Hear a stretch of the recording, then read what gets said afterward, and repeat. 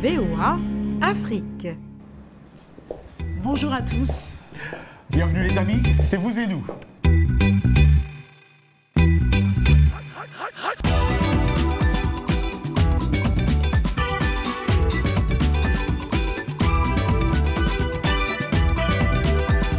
Ravi de vous retrouver dans cette nouvelle édition de Vous et nous avec un programme plutôt chargé. Nous irons au Niger rencontrer des anciens participants au programme Yali. Oui, et nous irons aussi dans le Maryland pour apprendre comment élever des abeilles pour la production du miel, que tu adores d'ailleurs. Le miel, c'est très bon. Elle aussi, elle est très bonne, je veux dire très douée. Je parle de Laetitia Aki, une artiste ivoirienne virtuose dans la sculpture de cheveux. T'as dit Ce des que cheveux. Tu n'as pas. T'as dit des cheveux, tu veux te moquer de moi ou Non, du tout. Non, t'es sûr? C'est pas une blague? D'accord.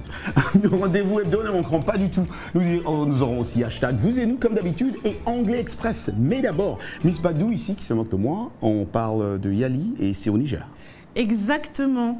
L'association des anciens participants à l'initiative des jeunes leaders africains, Yali, a organisé au Niger un exercice de mobilisation des jeunes intitulé Campagne pour le patriotisme. Il s'agissait de se rendre dans diverses régions du pays et partager avec les communautés locales ce qu'on a retenu, cette belle expérience aux États-Unis. Youssouf Abdoulaye du service Aoussa de la VOA les a suivis. C'est Abdoulaziz Adil Toro qui nous a présenté ce reportage. Durant leur visite, les membres de l'association ont rencontré de jeunes entrepreneurs. C'était l'occasion de rendre hommage aux anciens boursiers et jeunes entrepreneurs les plus remarquables de Niamey, la capitale du Niger. Reconnus pour leur leadership exemplaire dans l'avancement de leur communauté, Aïcha Maki est une compatriote et l'une des organisatrices.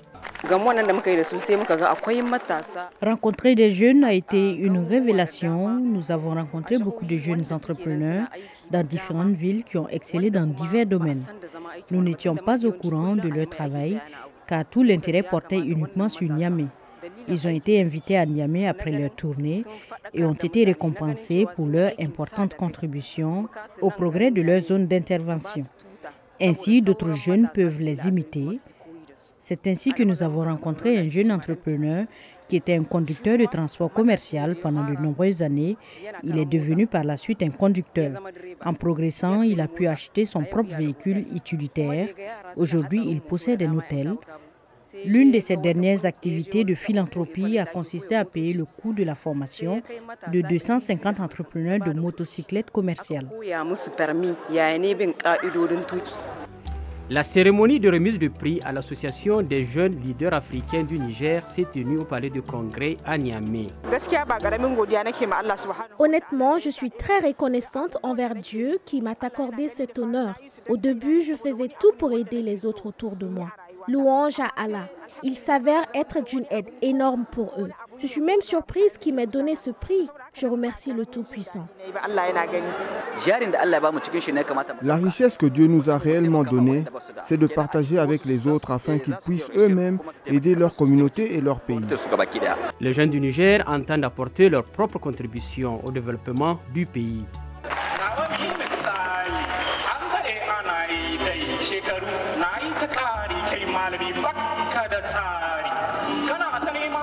Un nouveau cycle d'inscription pour les candidats au Yali a commencé.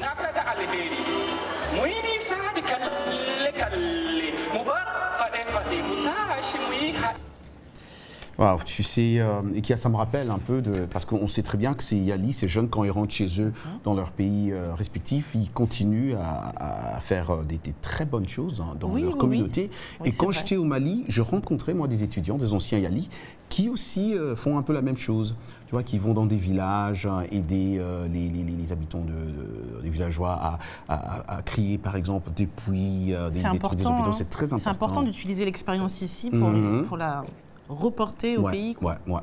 Très important. Mais parlons maintenant des efforts humanitaires des Américains qui aident les immigrants à commencer une nouvelle vie. Nilofar Mougal de VOA a visité un quartier du Maryland où les nouvelles familles des réfugiés sont aidées par des personnes qui étaient elles-mêmes des réfugiés. Récit Arzouma Kompaori. Aidé de ses frères et sœurs, Sahar, 11 ans, aménage un appartement qui deviendra le nouveau foyer d'une famille de réfugiés éthiopiens. Je suis venue ici pour aider, je suis heureuse. Sahar et sa famille sont eux-mêmes des réfugiés. Ils sont venus d'Afghanistan il y a quelques mois et vivent dans un appartement voisin. Un appartement entièrement meublé et déjà prêt quand ils sont arrivés. Pour ces volontaires, il est important de donner à leur tour, tout comme ils ont reçu lorsqu'ils sont arrivés en Amérique. Quand je suis venu ici, j'étais confus. Aujourd'hui, je suis heureux de pouvoir aider les autres parce que j'ai connu une période difficile comme celle-ci. Le programme d'aide aux réfugiés est l'œuvre d'un organisme à but non lucratif basé dans le Maryland appelé Kind Works. Nous travaillons avec les agences de relocalisation. Elles nous renseignent sur les familles et sur la date de leur arrivée. Ensuite, nous nous tournons vers nos membres et leur demandons les articles dont nous avons besoin pour une maison. À ce jour, KindWorks a aménagé 17 appartements pour des réfugiés d'Afghanistan, de Syrie et de plusieurs pays africains. Nous mobilisons de l'amour, de l'intérêt et de l'attention de la part des Américains qui sont informés de l'arrivée de ces réfugiés. Ils souhaitent que ces derniers se sentent bien accueillis, ce qui est très important. Cet appartement est prêt et attend ses nouveaux résidents qui arriveront dans quelques jours pour commencer leur nouvelle vie.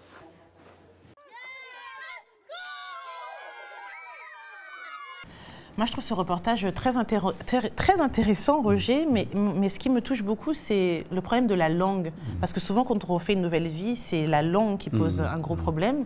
Toi, quand tu es arrivé aux États-Unis, est-ce que tu parlais parfaitement anglais comme aujourd'hui? Là, tu parles de ton expérience, de problème de langue que tu as. Ah, genre, toi, t'avais la justesse innée et tu parlais anglais comme tu parles aujourd'hui, je te crois pas. Non, ce qui est sûr quand même, quand j'étais chez moi en RDC, oui, j'aimais beaucoup l'anglais. Et du coup, j'apprenais. J'aimais les films américains, la musique. Donc c'était trop facile. J'apprenais comme ça, quoi. Donc quand je suis venu, c'est pas que c'était facile, en tout cas. Bon, pas tu vas facile. recommencer ta vie en Russie, là, on verra que ça sera aussi facile. En tout cas, le prochain reportage m'a beaucoup plu. Il s'agit de Daichi Yamamoto, un photographe japonais qui, depuis 2 ans, a fait du Sénégal son lieu de résidence et de travail. Son œuvre met en lumière la beauté des modèles locaux et il a contribué au lancement de la carrière de plusieurs mannequins sénégalais. Pour VOA, Chika Odua a été à Dakar. Reportage dit par Gabi Dorcine. Chaque séance photo rappelle à Daichi Yamamoto, ce natif du Japon, ce qu'il aime du Sénégal. Il est arrivé de New York il y a 2 ans. Quand je suis venu pour la première fois au Sénégal, j'ai été très impressionné par la flamboyance des robes. Aux États-Unis, les gens ont commencé à s'habiller comme ça. Mais ici, cela reflète la culture des gens.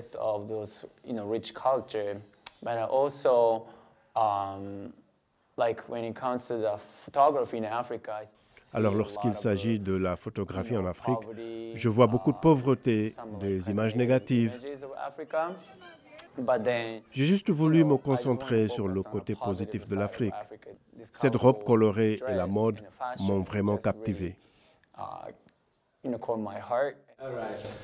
Photographe autodidacte, Yamamoto a trouvé sa voie auprès des aspirants modèles locaux.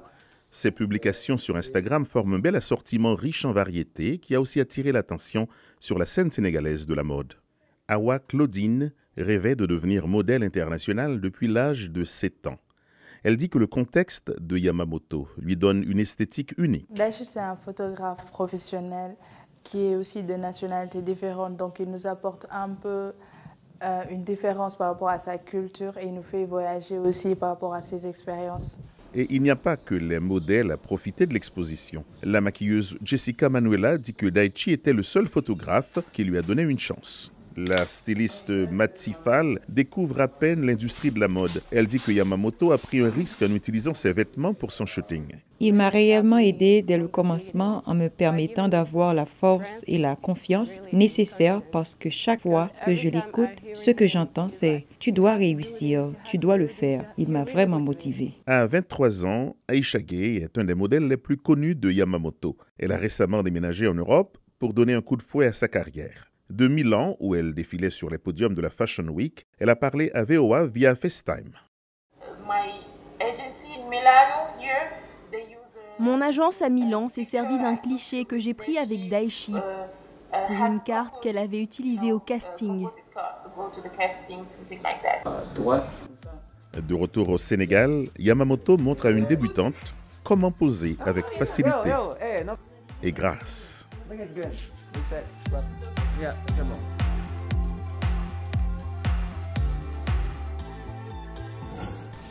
Il n'a pas du tout tort, hein, ce japonais, parce que moi-même, j'adore le Sénégal. Moi aussi, j'adore le Sénégal. Ouais, j'y ai pris aussi plusieurs photos, hein, plus précisément à Dakar, en Gore. Oh, mais super. Moi, j'ai été même jusqu'à Matam. C'est à la frontière de la Mauritanie. Ben voilà, mais moi, des amis, alors que j'ai rencontré là-bas, m'ont dit que c'est Saint-Louis qui fut le siège au début du siècle dernier d'une incroyable effervescence photographique. C'est là où beaucoup de photographes s'y rendaient. Mais malheureusement, moi, j'ai pas eu la chance. Une prochaine fois. Moi, c'est la Casamance, mon rôle. Oui. Ça a l'air excessivement beau. Aïe, aïe, aïe. Dakar. Dakar. On t'aime Dakar. Hein. D'ailleurs, on pense à tous ceux qui nous suivent. Ouais, exactement, la mène au même. Voilà, la question hashtag vous et nous de cette semaine. Ça veut dire que Tilly n'est pas là. Ah ouais, c'est vrai, Tilly n'est pas là. Une question très, très importante quand même. Pour quelles raisons les malades mentaux sont-ils marginalisés? Quelles solutions pour améliorer leur prise en charge? Très bonne question. Et qui a répondu notre premier commentaire? Alors, c'est Hector Diaz.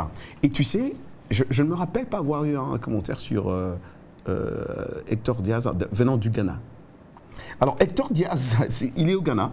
Et il nous dit, il faut des centres d'accueil et des traitements adéquats pour ce genre de personnes afin qu'au tout début de la maladie, celles-ci puissent être vite prises en charge. Sinon, elles seront marginalisées à cause de leur apparence extérieure, parfois même de leur agressivité. C'est presque un carton rouge parce que le mot agressivité connote qu'il y a aussi une incompréhension de la maladie mentale. Et ça revient donc au prochain commentaire d'Ozana Meigotan, qui est donc au Tchad. Lui explique: personne n'a choisi d'être malade mental dans ce monde, donc on doit les traiter avec beaucoup d'égards, car ce sont aussi des êtres humains. Je demande aux autorités de prendre leurs responsabilités. Ah, les autorités, ça revient toujours aux autorités. Les autorités, prenez votre responsabilité, d'après ce que Ozana nous dit. Alors, Alphonse Mbouaki, qu'on connaît très bien en RDC, Alphonse, le grand Alphonse, dit des croyances traditionnelles attribuent ces troubles au mauvais sort ou au fait que la personne a touché au fétiche pour avoir de l'argent. C'est faux, c'est une maladie guérissable, d'après Alphonse Mbouaki, comme toutes les autres. Aïe, aïe, aïe. Alors, qu'en pensez-vous? N'hésitez pas, si vous avez des questions particulières, vous pouvez participer en écrivant vos suggestions sur notre page Facebook VOA Afrique. Pour l'instant, vous regardez Vous et nous. On revient après une courte pause avec des reportages réalisés aux États-Unis sur l'apiculture ou encore sur un marché d'idées et bien sûr, l'anglais facile.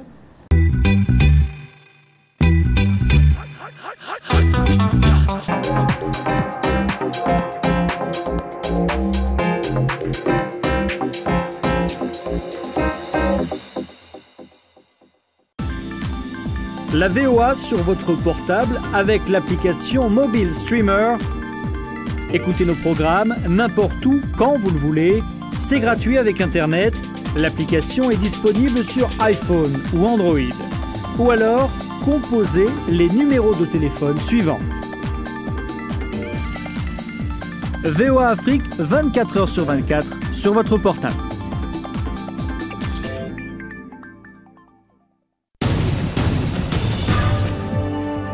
Washington Forum, votre décryptage hebdomadaire de l'actualité africaine, américaine et internationale sur VOA Afrique. 30 minutes d'échange et d'analyse sur d'importants événements, économie, politique, sport, culture.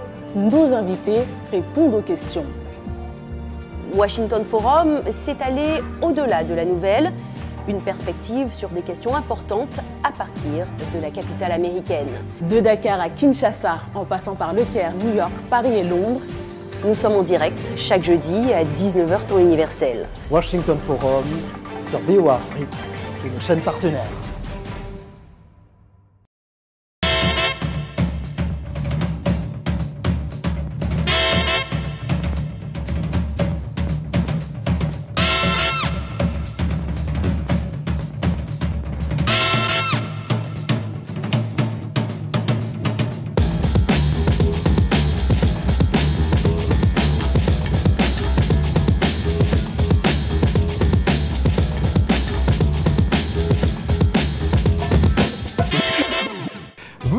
Part 2, voulez-vous apprendre l'anglais? C'est maintenant dans Anglais Express. Bienvenue à l'Anglais Express. En anglais, quand on parle de temps, d'heure, d'espace ou d'endroit, on emploie ces trois prépositions. In, on, at. Chacune de ces prépositions décrit une situation dans le temps, le moment, ou bien l'espace ou le lieu. In s'emploie pour décrire un moment, une période, un mois, une année. Et pour décrire l'espace ou le lieu, c'est de façon générale. Par exemple, I drink coffee in the morning. Je bois le café le matin. I live in Washington. J'habite à Washington. On emploie on quand l'on devient plus précis pour décrire un moment particulier, une journée par exemple. Et pour ce qui est d'un endroit, une rue par exemple. Mais pas plus spécifique que ça. On Monday, I'm going to the dentist. Lundi, je me rends chez le dentiste. I work on K Street. Et si l'on parle d'un moment très précis ou d'un endroit très spécifique, d'une adresse par exemple, on se sert de at. I eat lunch at noon. Je déjeune à midi.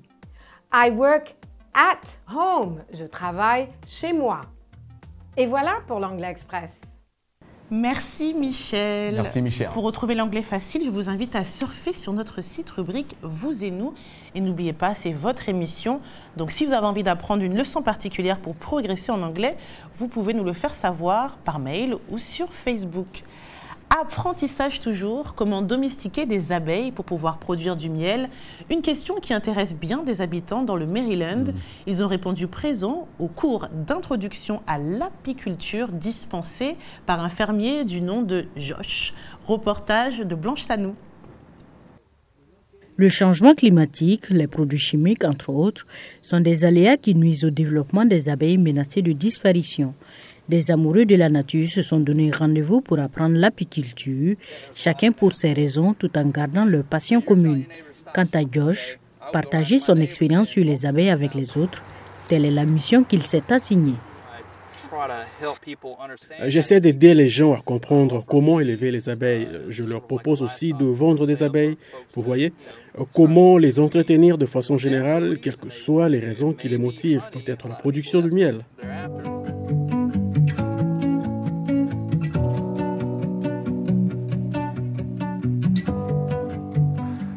Je compte obtenir une ruche, pouvoir garder des abeilles et produire mon miel. Nous avons des enfants qui souffrent d'allergies, donc je veux en savoir plus sur ce que nous pouvons faire et comment les abeilles et le miel peuvent nous aider. Vous savez, un support naturel contre les allergies en lieu et place de la médecine sans prescription. En raison de ses vertus antibactériennes, le miel est aujourd'hui utilisé comme un passeport pour la santé. Des passionnés comme Josh se consacrent à l'utilité de cette substance aux mille merveilles.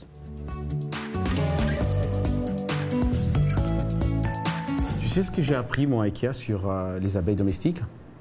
Non, tu sais Je suis sûre que tu as vérifié encore sur des sites incroyables. C'est ce que tu fais chaque semaine. Ce qui pèse entre 80 et 100 mg. Wow. Leur charge maximale de nectar est de 70 mg. Une abeille domestique pèse alors, donc, avec sa charge inclus, entre 150 et 170 mg.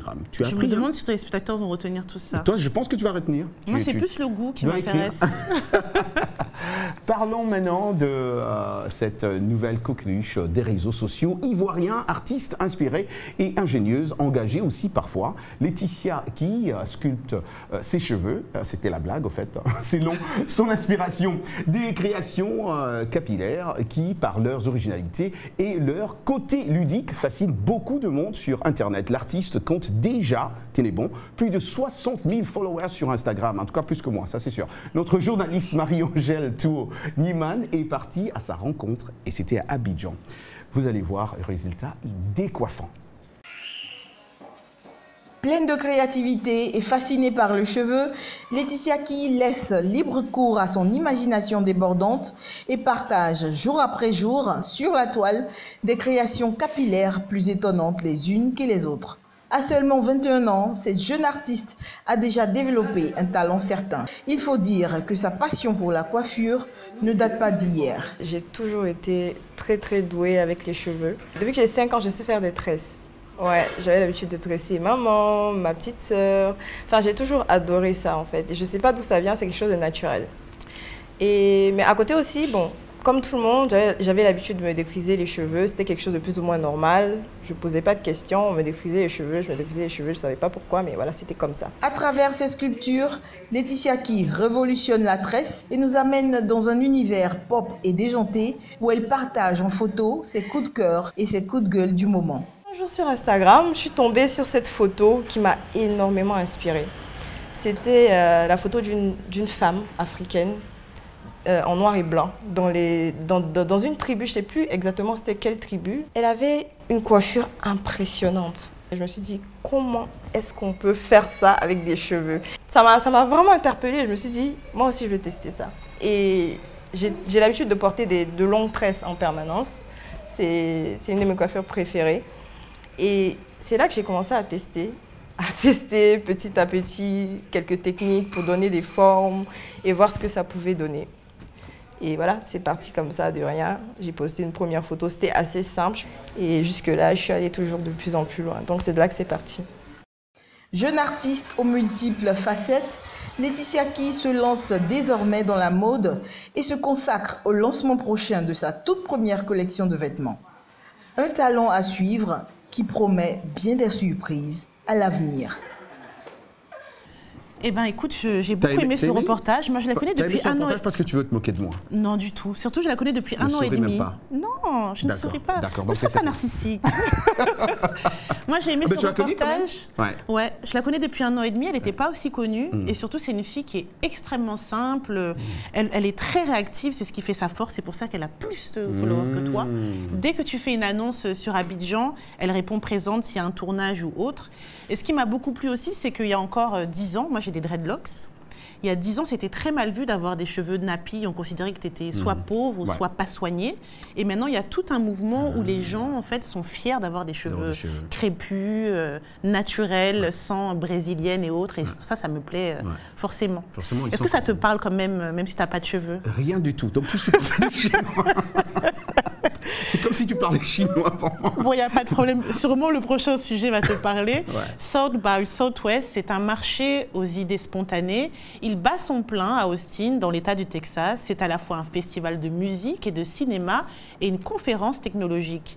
Les festivaliers viennent du monde entier, y compris de l'Afrique, comme le rapporte Tigiste Guémé du service Corne de l'Afrique de la VOA, dans un récit d'Arzuma Compaoré. Des entrepreneurs africains présents au festival South by Southwest parlent passionnément de l'utilisation de la technologie pour résoudre des problèmes. Tayo Oviozu, qui a passé 14 ans aux États-Unis, a lancé le service bancaire mobile Paga, peu après son retour dans son pays natal, le Nigeria. Cette idée m'est venue de ma propre frustration en ce qui concerne l'utilisation du cash au Nigeria. En 2008, je suis revenu des États-Unis et j'étais client de 2 banques, mais les points de service ne fonctionnaient pas, les distributeurs automatiques de billets non plus. J'ai réalisé que j'avais toujours besoin de transporter de l'argent avec moi et je n'aime pas transporter du cash. Il s'est rendu compte que son service de téléphonie mobile était plus fiable que les guichets automatiques. Alors je me suis dit, pourquoi ne pas utiliser le téléphone comme une pièce centrale de transactions financières? Et c'est comme ça que j'ai commencé. C'était en 2009. Aujourd'hui, Paga est la plus grande société de services bancaires mobiles et de services financiers du Nigeria, avec 8 millions d'utilisateurs et plus de 14 000 agents pour gérer les transferts. Oviozu a participé à un panel sur la FinTech, sur l'utilisation de la technologie pour améliorer les services financiers. Omobola Johnson, associé principal de TLCom Capital, société de capital risque investissant dans des startups, était une autre panéliste. Selon elle, la technologie est en plein essor en Afrique et cela affecte tout, de la finance à l'éducation, à la nourriture. Pour Omobola Johnson, c'est le financement et non la connectivité Internet qui est le plus grand obstacle à la croissance dans le secteur de la technologie en Afrique.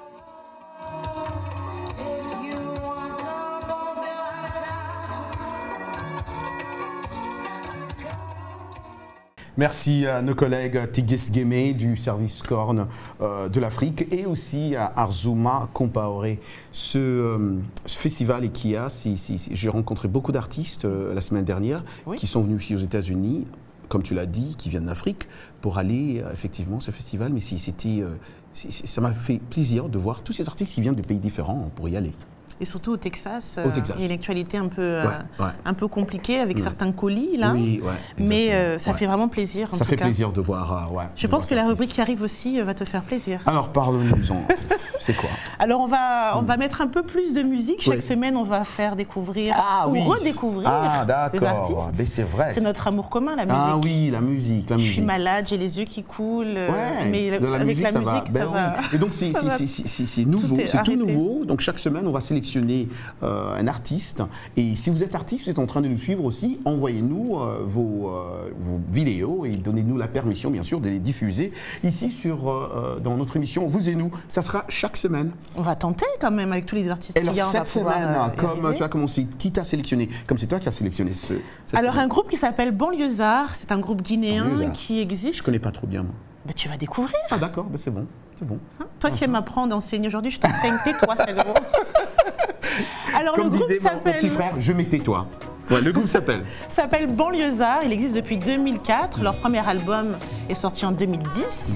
Ils font des volets à chaque fois, donc Kun Faya Kun Karlanke, je suis obligée de lire pour bien prononcer. Ça veut dire, Karlanke, ça veut dire excellence, fertilité. Et on entend un titre, on voit même un titre actuellement qui s'appelle Moon Moki. Ça parle de mon éducation.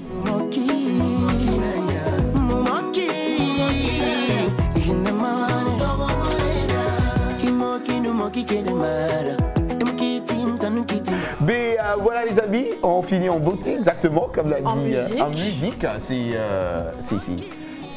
moi je veux rester, on doit danser chaque fois. En tout cas, on danse encore avec vous la semaine prochaine si vous revenez, même heure, même antenne. On était ravis d'être avec vous et qu'est-ce qu'on leur dit? On dit comme d'habitude, rendez-vous la semaine prochaine.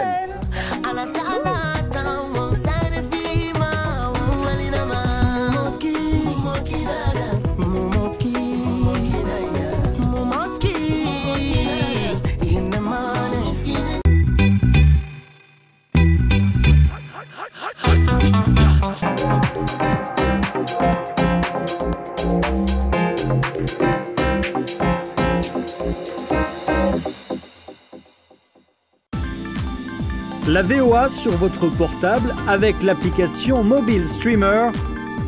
Écoutez nos programmes n'importe où, quand vous le voulez. C'est gratuit avec Internet. L'application est disponible sur iPhone ou Android. Ou alors, composez les numéros de téléphone suivants. VOA Afrique, 24 heures sur 24 sur votre portable.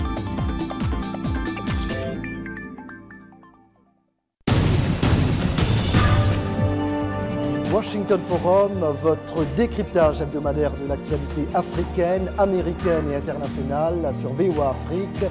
30 minutes d'échange et d'analyse sur d'importants événements, économie, politique, sport, culture.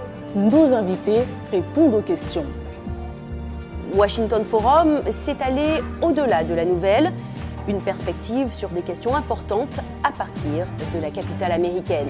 De Dakar à Kinshasa, en passant par Le Caire, New York, Paris et Londres, nous sommes en direct chaque jeudi à 19h temps universel. Washington Forum sur VOA Afrique et nos chaînes partenaires.